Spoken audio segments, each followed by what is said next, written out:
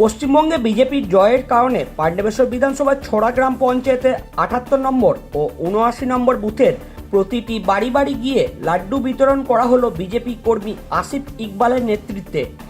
আজ অর্থাৎ শুক্রবার ছড়া গ্রাম পঞ্চায়েতে ৭৮ নম্বর বুথের বিষ্ণু মন্দিরে ভগবানকে লাড্ডু উৎসর্গ করার পর শঙ্করপুর মাঝিপাড়া, শঙ্করপুর ক্যান্টিন, টালিপাড়া ও জিপি ক্যাম্পে প্রত্যেকটি বাড়িতে গিয়ে মিষ্টিমুখ করানো হয় বিজেপি কর্মীর তরফে।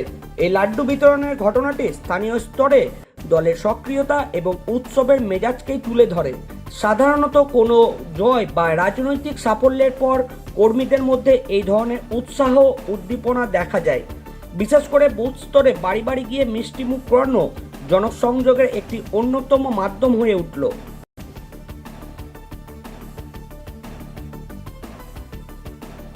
দাদা, আজ দেখা গেল আপনাদের ছোড়াগ্রাম পঞ্চায়েতের অন্তর্গত বিভিন্ন জায়গায় আপনারা লাড্ডু বিতরণ করলেন, এটা কি কারণে?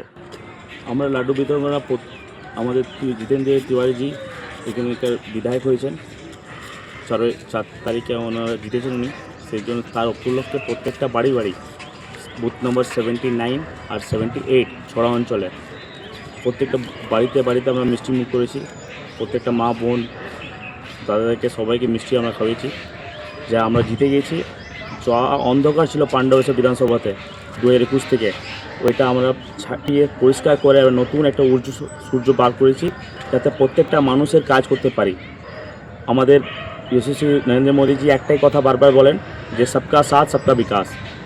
আমাদের এবারে ডবল ইঞ্জিনের সরকার আছে। কালকে শ্রী শুভেন্দু অধিকারী চিফ মিনিস্টার হবেন, কালকে শপথ নেবেন উনি। শপথ নেওয়ার পর আমাদের সরকার গঠিত হয়ে সাধারণ মানুষের কাজ করবে, এটা আমাদের প্রথম লক্ষ্য। কোনো কারোকে বদলা নিয়ে কোনো দরকার নেই, সব শান্তি একসঙ্গে একজোট হয়ে সব থাকবে, হিন্দু মুসলিম সব এক জায়গায় বসে কাজ করবে শান্তিপূর্ণভাবে, এটা আমাদের প্রাইম লক্ষ্য। আপনার নাম পরিচয়? আমার নাম হচ্ছে আসিফ ইকবাল, আমি একটা বিজেপি কর্মী।